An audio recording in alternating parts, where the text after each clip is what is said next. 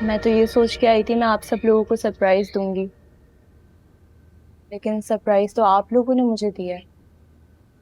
भाई से रूठ के आ गई हैं आप।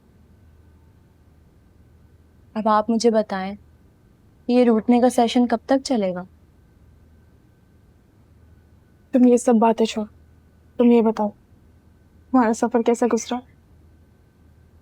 सफर तो बहुत अच्छा था। सारे रास्ते मैं यही सोच के खुश हो रही थी कि सबसे कितने अरसे बाद मिलूंगी, कितना अच्छा लगेगा।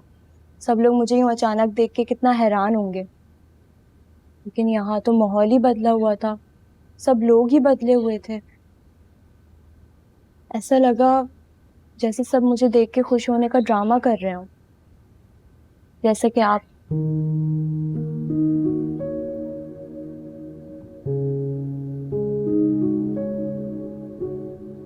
मेरे होने या ना होने से कोई फर्क नहीं पड़ता,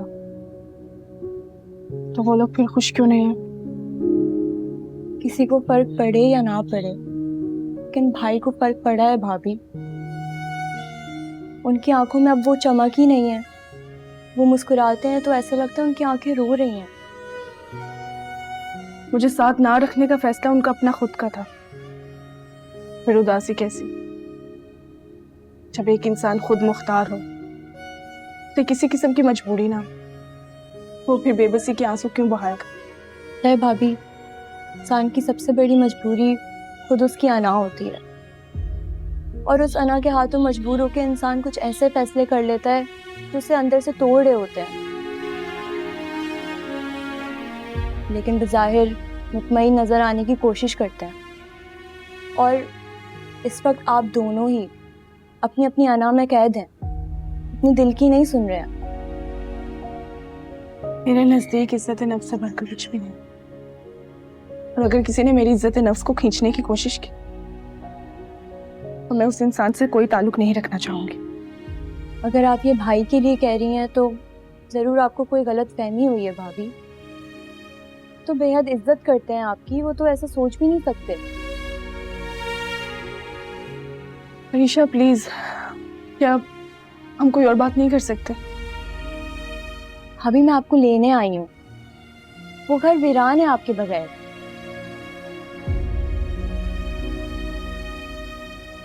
अरीशा तुम यहाँ आओ, 100 बार आओ, सर आंखों, लेकिन ये कभी मत सोच कर आना कि मैं तुम्हारे साथ उस घर में वापस जाऊंगी। लेकिन क्यों भाभी?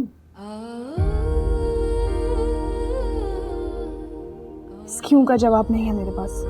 आप दोनों ने एक दूसरे के साथ सारी जिंदगी का बंधन बांधा था ना, तो अब आप तोड़ के कैसे आ सकती हैं?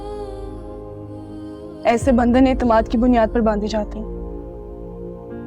जब एक दूसरे में एतमाद ही ना हो, जब आप पर सवालों की बौछार, आपके जवाबों को कोई भी ना सुने, जब आपका हाथ पकड़कर आपको उसी घर से बाहर निकाल दिया जाए जिस घर में आपने ये सोचकर कदम रखा था कि मैं अपनी सारी जिंदगी यहाँ रहूंगी, वहां रहने के ख्वाब देखे।